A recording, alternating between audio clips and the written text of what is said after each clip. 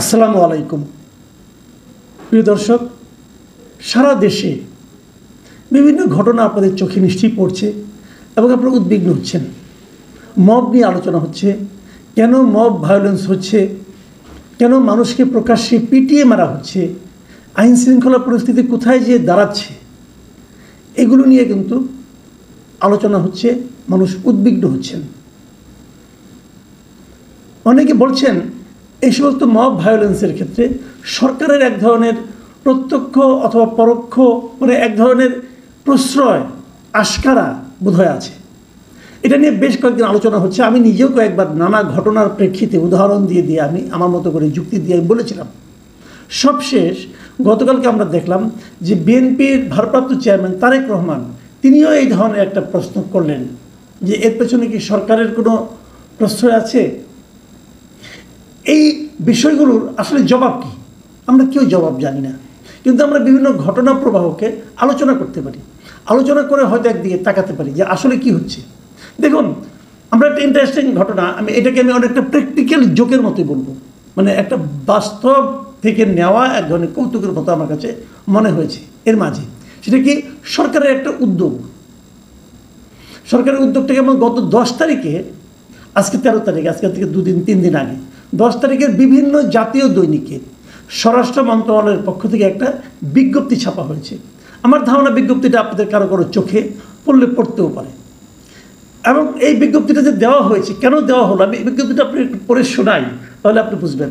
বিজ্ঞপ্তিটা দেওয়া হয়েছে, আপনারা দেখুন, যে সর্বসাধারণের জন্য সতর্কীকরণ বিজ্ঞপ্তি। সেখানে লেখা হয়েছে যে সাম্প্রতিক সময়ে লক্ষ্য করা যাচ্ছে কিছু অসাধু ব্যক্তি দলবদ্ধভাবে থানাসহ বিভিন্ন সরকারি, বেসরকারি ও আবাসিক অনাবাসিক স্থাপনায় জোরপূর্বক প্রবেশ করে সরকারি বেসরকারি সম্পত্তি ক্ষতিগ্রস্ত করা এবং সরকারি কার্যক্রমে বাধা প্রদানের অপচেষ্টা করছে। দেশের বিভিন্ন স্থানে ইতোমধ্যে এ ধরনের অনভিপ্রেত ঘটনা ঘটেছে, যা আইন শৃঙ্খলার জন্য হুমকি স্বরূপ। সংশ্লিষ্ট সকলের সদয় অবগতির জন্য জানানো যাচ্ছে যে এ ধরনের কর্মকাণ্ড ফৌজদারি কার্যবিধি 1898 অনুযায়ী দণ্ডনীয় অপরাধ এবং বাংলাদেশের দণ্ডবিধি 1860-এর বিধান মোতাবেক দাঙ্গা, সরকারি কাজে বাধা প্রদান ও সরকারি সম্পত্তি ধ্বংসের শামিল, যা শাস্তিযোগ্য অপরাধ। তারপরে লেখা হয়েছে, উল্লেখ্য যে আল কুরআনে সূরা বাকারার 191 নম্বর আয়াতে বর্ণিত বিশৃঙ্খলাকে ফিতনা হিসেবে আখ্যায়িত করা হয় এবং তা হত্যার চেয়েও জঘন্য মর্মে ঘোষণা করা হয়েছে। এরপর জনসাধারণের প্রতি অনুরোধ, এই ধরনেরগুলি করবেন না, অমুক করবেন না, তমুক করবেন না, এই লেখা হয়েছে। কে দিয়েছে এটা? স্বরাষ্ট্র মন্ত্রণালয়। এই বিজ্ঞাপনটা সবগুলি পত্রিকায় ছাপা হয়েছে। এটা যে বোঝা যাচ্ছে যে মব যে ভায়োলেন্সগুলো হচ্ছে, হয়তো তার প্রেক্ষিতে তারা এই বিজ্ঞাপনটা দিয়েছে, কিন্তু যদিও এখানে মব শব্দের কোথাও উল্লেখ নাই। এই বিজ্ঞাপনটা পড়ার পর আমার বেশ কৌতূহল হলো এই কারণে যে এখানে তারা আল কুরআনের সূরা বাকারার 191 নম্বর আয়াতের কথা বলেছেন, ওইটার রেফারেন্স টেনেছেন। তো এটা দেখে না আমার মনে হলো, দেখি তো 191 নম্বর আয়াতে কি আছে। আপনাদেরও মনে হতে পারে, জাস্ট বলে দিলেই কিন্তু হতো যে কোরআনেও ফিতনা সম্পর্কে কি বলা হয়েছে। তো 191 নম্বর আয়াতে কি আছে, তার আগে আমি একটু বোঝার চেষ্টা করলাম যে আসলে ফিতনা বিষয়টা কি। দেখুন, ফিতনা একটা আরবি শব্দ, আমি যতটুকু পেয়েছি, যতটুকু বুঝেছি সেটা আপনাদের সঙ্গে শেয়ার করি।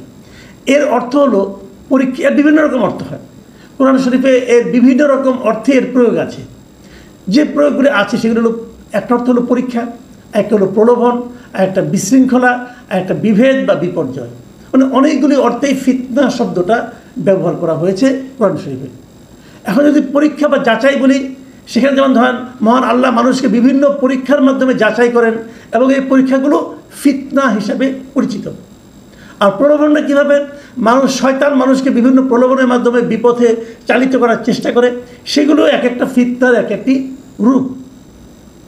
বিশৃঙ্খলা, বিভেদটা কি, যখন সমাজে বিশৃঙ্খলা সৃষ্টি হয় বা মানুষে মানুষে বিভেদ দেখা দেয়, তখন তাকে ফিতনা বলে।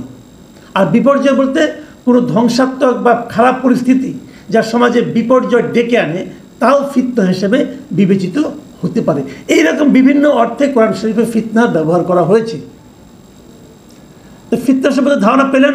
ওনারা বলেছেন যে ফিতনাকে কোরআনে 191 আয়াতে কি বলা হয়েছে, সূরা বাকারা। সূরা বাকারার 191 নম্বর আয়াত আসলে কি আছে এটা আমি বের করার চেষ্টা করেছি, আপনারা একটু পড়ুন, পাবেন। আজকাল অনেকে আপনার বিভিন্ন অ্যাপ আছে, অ্যাপে পাবেন। অনেকের বাসায় কোরআনের বঙ্গ অনুবাদ আছে, আপনি বাংলা অনুবাদটুকু পড়ুন, তাহলে বুঝবেন। 191 নম্বর আয়াতে বলা হয়েছে, প্রথমে শুরু হয়েছে এভাবে, শুনেন, আর তাদেরকে হত্যা করো যেখানে তাদেরকে পাও, এবং তাদেরকে বের করে দাও যেখান থেকে তারা তোমাদের বের করেছিল। আর ফিতনা হত্যার চেয়েও কঠিনতর, এবং তোমরা মসজিদুল হারামের নিকট তাদের বিরুদ্ধে লড়াই করো না যতক্ষণ না তারা তোমাদের বিরুদ্ধে সেখানে লড়াই করে। অতঃপর তারা যদি তোমাদের বিরুদ্ধে লড়াই করে তবে তাদেরকে হত্যা করো, এটাই কাফিরদের প্রতিদান।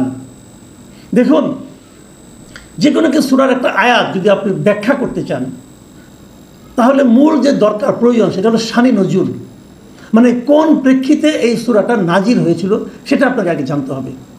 তো এই সূরার এই আয়াতটা কখন নাজিল হয়েছিল এটা জানার জন্য আমি দু একজন আলেমের সঙ্গে পার্সোনালি যোগাযোগ করেছি। সব মিলিয়ে আমি যে ইনফরমেশনটা পেয়েছি, আমি নিজেও কিছু জানতাম আগে, তারপরে আমি ওনাদের সঙ্গে যোগাযোগ করে জিনিসটা আমি কনফার্ম করে নিয়েছি। ওনারা যেটা বলেছেন, এই সূরাটা অবতীর্ণ হয়েছিল, এই আয়াতটা অবতীর্ণ হয়েছিল মক্কা বিজয়ের পর, যখন নাকি হযরত মুহাম্মদ সাল্লাল্লাহু আলাইহি ওয়াসাল্লামকে কুরাইশরা তো আগে তাকে ওনাকে মক্কা থেকে বের করে দিয়েছিল। তারপর উনি কিন্তু শক্তি সঞ্চয় করে ধীরে ধীরে 8 সময় কিন্তু মক্কাতে উনি ফিরে আসলেন এবং মক্কা বিজয় করলেন, রক্তপাতহীনভাবে উনি মক্কায় প্রবেশ করলেন।